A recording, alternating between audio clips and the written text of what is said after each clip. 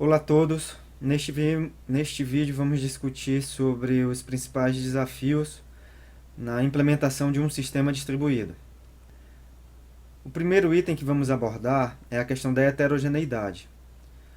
A heterogeneidade de um sistema ela está relacionada à sua capacidade de aceitar diferentes componentes, como por exemplo, se o meu sistema vai trabalhar com diferentes redes, com diferentes máquinas ou hardwares, com sistemas operacionais distintos, com diversas linguagens de programação e também com a implementação de diferentes desenvolvedores. Um dos componentes técnicos no desenvolvimento de um sistema heterogêneo é a utilização de um middleware. O que é um middleware? Um middleware é uma camada de software que fornece uma abstração de programação, assim como ele mascara a heterogeneidade das redes, do hardware, do sistema operacional e também das linguagens de programação subjacentes. Se você observar a internet, ela é uma rede heterogênea, ela possui computadores, hardware também heterogêneos e diferentes implementações, de certa forma. Não é à toa que a internet ela é utilizada como referência para um sistema distribuído. Outra característica é definir se o seu sistema vai ser aberto ou não. Dizemos que um sistema computacional ele é aberto quando ele pode ser estendido e reimplementado de várias maneiras.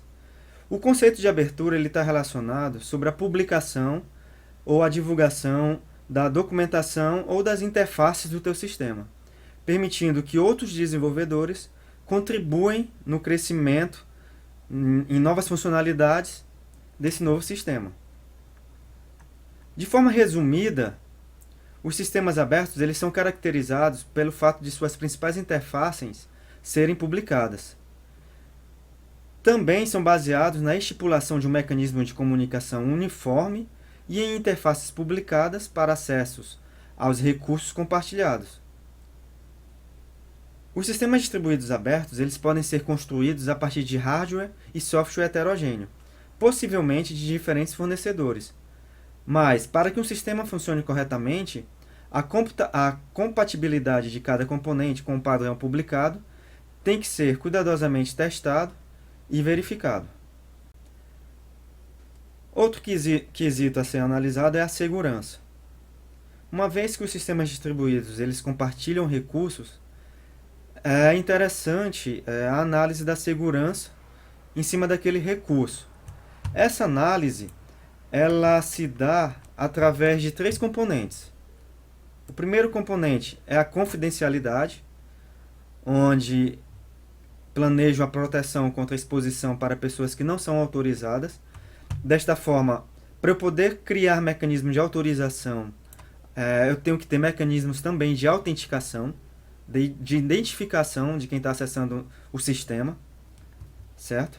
O segundo componente é a integridade, é a verificação se aquele recurso ele sofreu alguma alteração indevida ou inclusive até algum dano. E o terceiro componente é a disponibilidade, que é a proteção contra interferências com os meios de acesso aos recursos que eu estou compartilhando. Claro que não existe um sistema totalmente seguro. Apesar de termos grandes investimentos nessas três áreas da segurança, certo?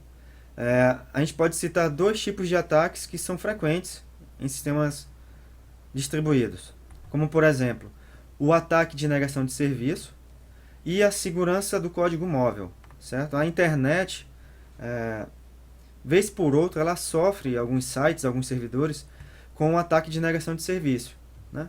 Quando a disponibilidade ou o serviço disponível em um determinado servidor, ele se torna indisponível, seja por uma invasão ou seja pelo gargalo de processamento daquele servidor.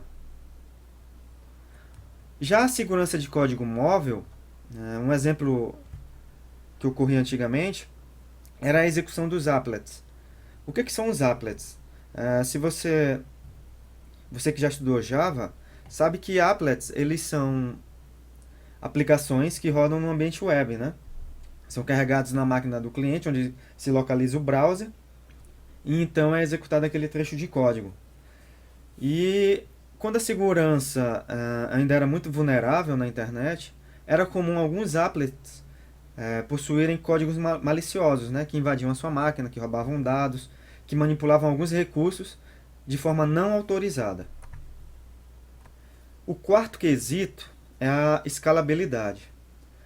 Um sistema ele é descrito como escalável se permanece eficiente quando há um aumento significativo no número de recursos e no número de usuários. Então, observando aqui a figura de número 1.6, nós temos o crescimento da internet, certo? Observe que em julho de 1993, nós tínhamos na casa de 1.700.000 computadores. Já no ano de 2005, esse 1 milhão passou para 300 milhões. Da mesma forma, tínhamos 130 servidores web e em julho de 2005 houve um crescimento para 67 milhões de servidores web, certo? Então, a escalabilidade da internet ela é gigantesca. E verificar se um sistema é escalável é com o crescimento ou aumento de recursos e de usuários, aquele sistema ainda permanece eficiente, tem um bom tempo de resposta, certo? Então, novamente, a internet é um grande exemplo de sistema distribuído que tem uma boa capacidade de escalabilidade. O quinto quesito é o tratamento de falhas. Às vezes, os sistemas de computador eles falham. E quando ocorrem essas falhas, seja no hardware ou seja no software, os programas eles podem produzir resultados incorretos ou podem parar antes de terem concluído a computação pretendida. As falhas no sistema distribuído elas são falhas parciais, isto é, alguns componentes falham enquanto outros continuam funcionando. Dentre as técnicas de tratamento de falhas, podemos citar a própria detecção de falhas, onde eu posso investir em detectar algumas falhas no meu sistema, certo? Tentar detectar todas as falhas em um sistema distribuído é uma tarefa inviável, uma vez que você tenha quesitos de heterogeneidade, tem quesitos de milhares de recursos, milhares de usuários, certo? Então, o desafio é gerenciar a ocorrência de falhas que não podem ser detectadas, mas que podem ser suspeitas. A próxima técnica é o mascaramento de falhas. Algumas falhas detectadas podem ser ocultas ou se tornar menos sérias. Dois exemplos de ocultação de falhas. As mensagens podem ser retransmitidas quando não chegam, ou dados de arquivos podem ser gravados em 2 discos para que, se um estiver danificado, o outro ainda possa estar correto. Como o sistema é passível de falha, ele tem que ter uma tolerância a falhas. Por exemplo, a internet ela apresenta falhas, mas não é porque uma falha acontece que todo o teu sistema deve parar. Tolerância a falhas é então permitir ou suportar a ocorrência de algumas falhas em meus serviços. Uma vez detectada a falha, quando monitorável, né, quando é uma falha que permite ser detectada, temos que aplicar a técnica de recuperação de falhas. Ou seja, eu tenho que projetar o software de modo que o estado dos danos permanentes possa ser recuperado ou retrocedido após a falha de um servidor. Em geral, as computações realizadas por alguns programas ficarão incompletas quando ocorrer uma falha, e os dados permanentes que eles atualizam podem não estar em um estado consistente. Então é interessante que eu tenha registro de log em execução de alguns trechos do código, que eu faça trilha de auditoria para identificar qual foi a operação executada pelo usuário. Tenho que ter formas de recuperar uma transação, uma execução, uma funcionalidade após a ocorrência de uma falha. Já a redundância, ela está envolvida em disponibilizar recursos redundantes no sistema. Então, por exemplo, no processo de roteamento de mensagens em uma rede, é sempre interessante termos no mínimo 2 rotas diferentes entre 2 roteadores. Quando trabalhamos com DNS, que é o sistema de nomes da internet, ou de uma rede TCP/IP, a tabela de correspondência de nomes ela deve ser replicada para, na ocorrência de falha em um servidor de DNS, você possuir uma segunda opção. E também é comum que bancos de dados corporativos também sejam replicados em vários servidores, para garantir a disponibilidade dos dados, caso aconteça alguma falha em algum dos servidores. Como o sistema distribuído tem o objetivo de compartilhar recursos, a concorrência é um item que não pode ser deixado de lado. Sabemos que os recursos eles são limitados e, como o sistema possui diversos usuários, o processo que gerencia um recurso compartilhado, ele poderia, por exemplo, aceitar e tratar um pedido de cliente por vez. Só que se eu utilizar essa estratégia de garantir um recurso para cada cliente, eu acabo limitando o desempenho do meu sistema. Portanto, os serviços e aplicativos, eles geralmente permitem que vários pedidos de clientes sejam processados concorrentemente. Para tornar isso mais concreto, você pode supor, por exemplo, que cada recurso seja encapsulado como um objeto e que as chamadas sejam executadas em diferentes fluxos de execução, ou processos, ou threads, de forma concorrente. Então, nessa situação, é possível que vários fluxos de execução eles estejam simultaneamente dentro de um objeto e, eventualmente, suas operações podem entrar em conflito. Então, por exemplo, se eu tenho um sistema que trabalha com leilão virtual, tá? E eu tenho 2 usuários, imagine o usuário Smith e o usuário Jones, onde o Smith ele se autentica no sistema e vai fazer um lance de $122, e o Jones também sofre o processo de autenticação e vai fazer um lance de $111. Se você não tiver em cima de um mesmo objeto, em cima de um mesmo produto, se você não trabalhar o controle de concorrência, eu posso entrelaçar a execução do sistema. Eu posso misturar a chegada dos comandos, das instruções. Então, em vez de registrar o Smith como uma pessoa que fez o lance de $122, o meu sistema pode armazenar que o Smith fez um lance de $111 e Jones, por sua vez, fez um lance de $122. Moral da história: qualquer objeto que represente um recurso compartilhado em um sistema distribuído, ele deve ser responsável por garantir que ele opere corretamente em um ambiente concorrente. Portanto, qualquer programador que implemente um objeto que não foi destinado para o uso em um sistema distribuído, ele deve fazer o que for necessário para garantir que em um ambiente concorrente, aquele objeto ele não assuma resultados inconsistentes. Já pensou um sistema bancário implementado sem um controle de concorrência, onde eu tenho várias operações bancárias acessando uma mesma conta bancária? Imagine você se não houvesse um controle entre na ordem de operações de débito e crédito e dos valores fornecidos para as operações de débito e crédito. Quantas vezes a conta bancária não iria se encontrar em um estado inconsistente? Trabalhar com concorrência implica em trabalhar com sincronização de transação. As operações elas devem ser então sincronizadas de tal maneira que garantam a consistência dos dados. Isso pode ser obtido por meio de técnicas padrões, como por exemplo a utilização de semáforos, que vocês devem ter estudado quando fizeram a disciplina de sistemas operacionais. Transparência.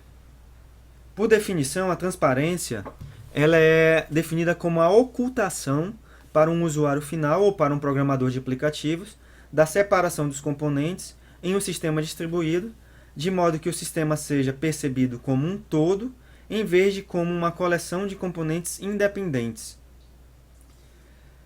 Trabalhar com transparência tem grande influência sobre o projeto de software do sistema. O conceito transparência ela é aplicada em várias características. Temos, como exemplos, a transparência de acesso, que permite que recursos locais e remotos eles sejam acessados com o uso de operações idênticas. Eu não tenho formas diferenciadas de acessar recursos locais dos recursos remotos. O sistema já me provê essa interface, então eu trato dos recursos de uma maneira universal. Transparência de localização permite que os recursos sejam acessados sem conhecimento da sua localização física ou em rede. Então, eu estou usando a internet, vou acessar um determinado site, eu não me preocupo em saber se aquele site está localizado na Europa, está localizado na América, está localizado na Ásia. O próprio sistema já é transparente e me permite a localização daquele servidor. Temos também a transparência de concorrência, onde os usuários utilizam um recurso compartilhado, mas de forma transparente eles têm a visão de que são os únicos que estão utilizando aquele recurso. Transparência de replicação, alguns recursos eles são replicados de forma transparente, então quando você está utilizando algum sistema peer-to-peer, como um BitTorrent, um Napster da vida, não sei se ainda existe Napster, mas enfim, existe uma transparência da replicação. Aquele recurso ele está disponível em várias outras máquinas. Você não está fazendo o download daquele recurso somente de uma máquina. Tem a transparência de falhas, que permite a ocultação de falhas. A transparência de mobilidade, como por exemplo, eu estou navegando usando meu celular dentro de um carro e quando eu me desloco de uma cidade a outra ou de um bairro a outro, eu passo por diversas antenas móveis, antenas do sistema móvel. E fica transparente para mim essa mobilidade. A minha conexão não precisa... O handshake entre a antena e o meu aparelho, ele é transparente. O usuário não sente aquela negociação de mudança de zona. Também tem a transparência de desempenho, a transparência de escalabilidade, diversas outras transparências em um sistema distribuído, que merecem a análise, claro, né? Dependendo de qual tipo você vai compartilhar, de qual tipo de recurso você vai disponibilizar em seu sistema. O oitavo e último item é a qualidade de serviço. Então, uma vez fornecida a funcionalidade exigida de um serviço, como o serviço de arquivo em um sistema distribuído, podemos passar a questionar a qualidade do serviço que é fornecido. As principais propriedades não funcionais dos sistemas que afetam a qualidade do serviço experimentado pelos clientes e usuários do teu sistema são a confiabilidade, a segurança e o desempenho. A adaptabilidade para satisfazer as configurações de sistemas variáveis e a disponibilidade de recursos também tem sido reconhecida como um aspecto muito importante na qualidade do serviço. Os problemas de confiabilidade e de segurança eles são fundamentais, né, no projeto da maioria dos sistemas de computador. O aspecto do desempenho da qualidade de serviço foi definido originalmente em termos de velocidade de resposta e do rendimento computacional, mas o desempenho foi redefinido em termos de capacidade de satisfazer garantias de pontualidade. Então, tomemos por exemplo um sistema multimídia como o YouTube, certo? O YouTube ele tem uma qualidade de serviço que permite que, mesmo que eu perca alguns quadros na transmissão, principalmente quando eu trabalho com streams de vídeo, eu tenho a garantia de que a mensagem que está sendo transmitida, o vídeo que está sendo transmitido, ainda faça algum sentido.